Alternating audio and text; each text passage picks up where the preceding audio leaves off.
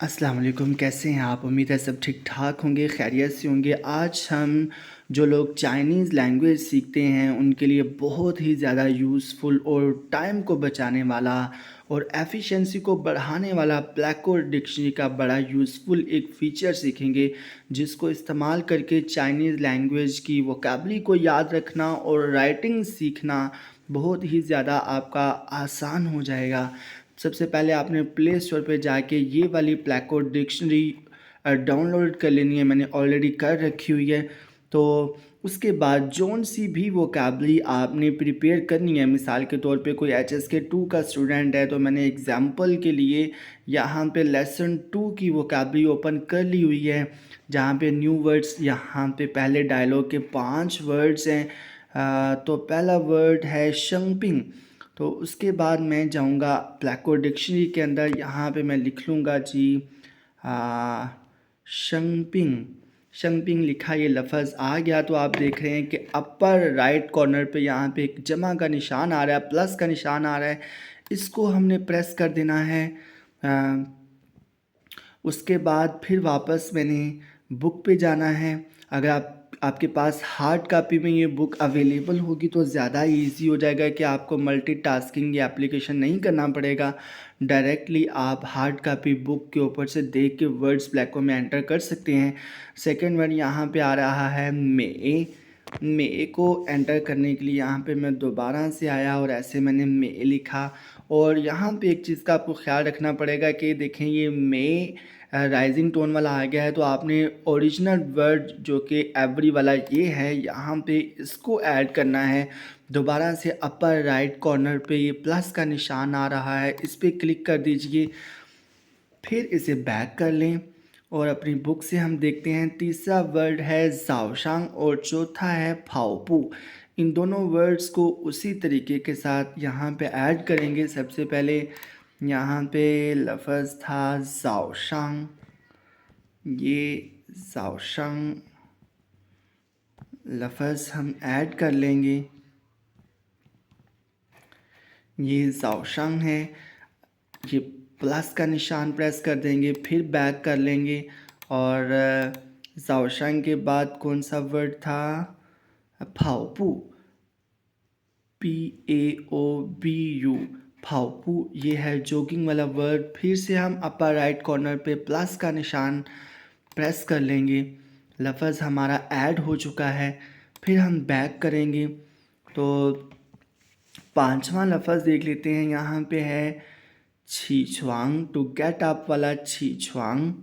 फिर हम डिक्शनरी में जाते हैं, यहाँ पे क्लिक करके हम लफ्ज़ लिख लेंगे छीछुआंग, टू गेट अप वाला छीछुआंग, ये लिखा हुआ है। फिर हम इसे प्लस का निशान प्रेस करके ऐड कर लेंगे। आप इसी तरह पूरे लेसन के वर्ड्स ऐड कर सकते हैं। पूरे लेसन के वर्ड्स ऐड करने के बाद आपने ब्लैकबोर्ड डिक्शनरी में ही अब रहना है।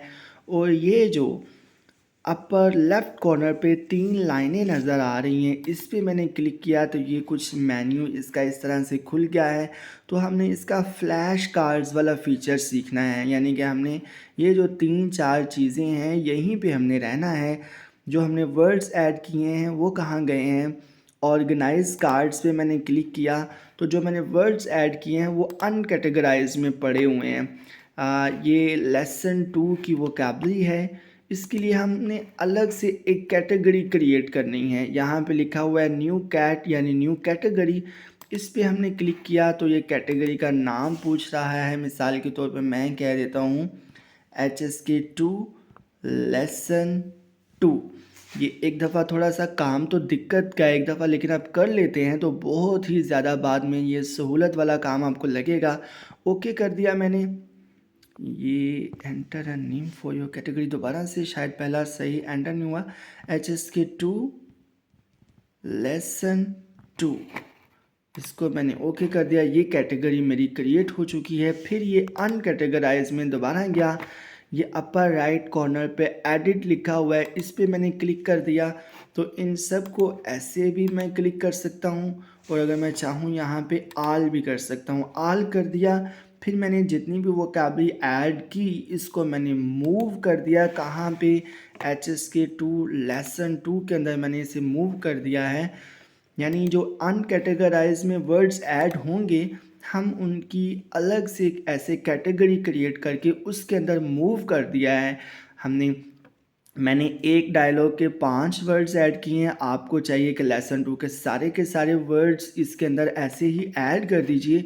उसके बाद आपने क्या करना है, दोबारा से अपर लेफ़्ट कॉर्नर पे ये जो 3 लाइनें हैं इसको आपने क्लिक करना है और फिर यहाँ पे आ जाना है न्यू टेक्स्ट पे। न्यू टेक्स्ट पे आने के बाद सबसे पहले आपने एक सेटिंग, ये बेसिक सेटिंग्स हैं, यहाँ पे मैंने ऑल ऑलरेडी किया हुआ है। अगर आपका कोई और आ रहा है तो आप एक दफ़ा इसे ऑल कर दें। उसके बाद आपने ओके कर दिया। फिर ये कार्ड कैटेगरीज़ कि कौन सी कैटेगरी का अभी आप टेस्ट करना चाहते हैं, वो मेरी ये पहले से कोई और कैटेगरी सिलेक्ट हुई हैं, आपका ये सारा कुछ नहीं आएगा। आपने इसमें से वो वाली कैटेगरी सिलेक्ट कर लेनी है जिसका आप टेस्ट करना चाहते हैं। तो अभी जो हमने वर्ड्स ऐड किए थे वो ये वाले थे, इसको मैंने क्लिक कर दिया और यहाँ पे सेव पे क्लिक कर दिया। सेव पे क्लिक करने के बाद अब एक और चीज़ आपको यहाँ पे देखनी है कि यहाँ पे शो क्या करवाना है। शो अगर आप करैक्टर्स पे हैं तो जब आप टेस्ट स्टार्ट करेंगे तो करैक्टर्स शो होंगे। मिसाल के तौर पे यहाँ पे मैंने टेस्ट स्टार्ट किया तो ये क्या लफ्ज़ आ रहा है, आप इस तरह से देखें कि हर बंदा अपने काम में बिज़ी रहता है, तो जब भी आप बाहर हैं, मोबाइल आपके पास या एक दफ़ा आपने वर्ड्स ऐसे ऐड कर लिए तो आप ख़ुद का टेस्ट कर सकते हैं। ये लफ्ज़ आ गया, मिसाल के तौर पे आप न्यू लर्नर है, HSK2 सीख रहे हैं, आपको नहीं पता ये क्या लफ्ज़ है, तो आप यहाँ पे रिवील एंटायर कार्ड कर दीजिए अगर आपको नहीं आता तो। ये किया तो जी मुझे पता चल गया मे यानी एवरी, ठीक है। अब क्योंकि ये मुझे नहीं आया तो मैं इसे इनकरेक्ट मार्क करूँगा। अब नेक्स्ट वर्ड है तो क्योंकि मैंने पहले लेसन देखा तो होगा ना, तो ये वाला लफ्ज़ मेरे जहन में आ गया कि ये लिखा हुआ है फाओपू, फाओपू। अब हम यहाँ से चेक करते हैं कि जो मैंने सोचा फाओपू यानी कि रनिंग करना, जॉगिंग करना, वो दुरुस्त है या नहीं। यहाँ पे मैंने क्लिक किया तो बिल्कुल जो मैंने सोचा, जो मैंने प्रोनाउंस किया वो बिल्कुल दुरुस्त था, तो मैंने अब इसको करेक्ट मार्क कर दिया। अब नेक्स्ट वर्ड है जी शंपिंग, ये है शंपिंग। बिल्कुल मैं चेक करता हूँ शंपिंग का मतलब क्या है, बीमार होना। तो मैं चेक करता हूँ कि जो मैंने गेस किया है, जो सोचा है, प्रोनाउंस किया है, वो दुरुस्त है या नहीं। तो यहाँ पे मैंने क्लिक किया तो ये बिल्कुल दुरुस्त है। अब देखें एक और चीज़ है, मिसाल के तौर पे इसकी प्रोनाउंसिएशन में मुझे कोई कन्फ्यूजन है तो मैं यहाँ पे क्लिक करके इसकी प्रोनाउंसिएशन भी सुन सकता हूँ। इसके अलावा अगर इस लफ्ज़ को इस्तेमाल कैसे करना है इसके बारे में मेरी कोई कन्फ्यूजन है तो मैं इस एरो पे क्लिक करके ऐसे इसके बारे में यहाँ पे डिटेल भी देख सकता हूँ। तो वापस आ गया हूँ मैं यहाँ पे, लफ्ज़ मैंने दुरुस्त बताया इसलिए मैं करेक्ट मार्क कर रहा हूँ।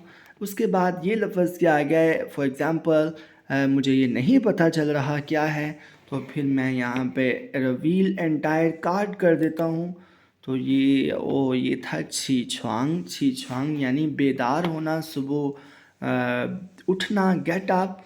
अब इसके बारे में डिटेल के लिए मैं यहाँ जा सकता हूँ तो हमें यहाँ पे कुछ सेंटेंसेस भी मिल रहे हैं। एक लफ्ज़ नहीं आया तो आप उसकी डिटेल देखें, कुछ सेंटेंसेस भी आपको एग्जांपल के लिए मिल जाएंगे।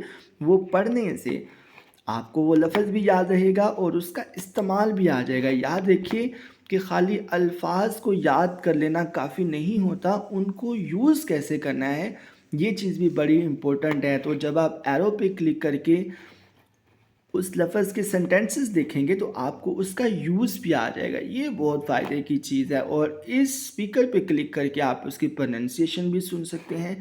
ये भी बहुत कमाल का फ़ीचर है। ज़्यादा बड़े फ़ायदे की बात क्या है कि देखिए बुक ओपन करके स्टडी और टाइप की होती है, यहाँ पे वोकैबुलरी आप सीख सकते हैं। तो मैंने ये दुरुस्त गेस किया था या गलत किया था ये मुझे याद नहीं है, मैं क्रॉस कर देता हूँ। ये लफ्ज़ क्या है, इसी तरह से आपने टेस्ट अपना करना है ख़ुद का। ज़ाओशांग मॉर्निंग को कहते हैं। बिल्कुल दुरुस्त मैंने गेस किया।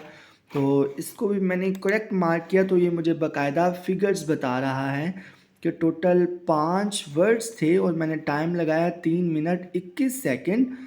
और इसमें से मेरी करेक्ट हुए 3 यानी 60% और इनकरेक्ट हुए 2 यानी 40%। इन फिगर्स को देख के एक दिलचस्पी बनी रहती है। हम देखते हैं कि यार मेरे दुरुस्त कितने परसेंट हुए, गलत कितने परसेंट हुए। अगली ट्राई में मैं बेहतर की कोशिश करूँगा। ओके कर दिया। अब अगर आपने राइटिंग की प्रैक्टिस करनी है, ज़्यादा बड़े फ़ायदे की चीज़ है। अगर आपने राइटिंग की प्रैक्टिस करनी है तो यहाँ पे शो करेक्टर्स की बजाय आप कर दें शो प्रोनंसिएशन, यानी अब ये फिनियन शो करवाएगा। तो फिर से आप बिगिन टेस्ट सेशन स्टार्ट कर दें। अब यहाँ पे फिनिश शो हो रही है, तो आप ये पहले यहाँ पे हमने इसके कैरेक्टर्स लिखने हैं। कैसे लिखने हैं? इस पेंसिल को, ये क्या है, स्केच बॉक्स पे क्लिक करेंगे। क्लिक करने के बाद हम यहाँ पे अपनी फिंगर के साथ लिख सकते हैं जो भी है। मिसाल के तौर पे ये वर्ड है, ज़हन में नहीं आ रहा आपको कि क्या लिखना है, तो आप इसे रिवील कर सकते हैं। रिवील कर दिया। रिवील करने के बाद आप चाहें तो ये जिस हिस्से में ये लिखा हुआ है इसके आगे वैसे अपनी एक लेफ़्ट थंब करके तो यहाँ पे नीचे लिख सकते हैं, ताकि आप देखें। एक दफ़ा देख लिया, उसके बाद देखे बग़ैर ये लफ्ज़ को ऐसे आप लिख सकते हैं। लिखने के बाद इसको मैं 2 फिंगर्स के साथ ऐसे क्लिक करता हूँ तो ये ख़ुद से इरेज हो जाते हैं। फिर से मैं बाकी का पार्ट ऐसे लिख के इसकी प्रैक्टिस कर सकता हूँ। अब क्योंकि मुझे ये लिखना नहीं आया तो मैं इसे इनकरेक्ट मार्क करूँगा। अब नेक्स्ट आ जाता है ये शंपिंग। शंपिंग कैसे लिखते हैं आपने सोचना है। अगर आपको लिखना आता है तो ठीक है, अगर नहीं आता तो फिर आप उसको भी ऐसे देख लेंगे। ठीक है जी, ये आपने इस तरह से लिखना है। लिखने के बाद आपने देखा, फिर आपने देखना है कि जो मैंने लिखा था वो दुरुस्त था या गलत था। अगर दुरुस्त था तो आप करेक्ट मार्क कर देंगे। आगे आ जाता है मे। वीडियो थोड़ी सी लंबी तो हो रही है, लेकिन अगर आप मुकम्मल तौर पे इसे समझेंगे तो इसका यूज़ बहुत बड़ा है, बहुत ज़्यादा सहूलत हो जाती है आपको। हमने चेक किया इसको नीचे, तो ये भी हमारा दुरुस्त है, तो करेक्ट मार्क करते हैं। इसके बाद छीछुआंग है। उम्मीद करता हूँ मेथड आपको ऑलरेडी समझ आ चुका होगा। इस तरीके को आप समझिए, इसको यूज़ कीजिए, आपका बहुत ज़्यादा टाइम बचेगा। और जब आप यूज़ होगे इस मेथड को तब आपको इसकी इफ़ादियत का अंदाज़ा भी होगा। इसी के साथ इजाज़त दीजिए, अपनी दुआ में याद रखिएगा। अल्लाह हाफिज़।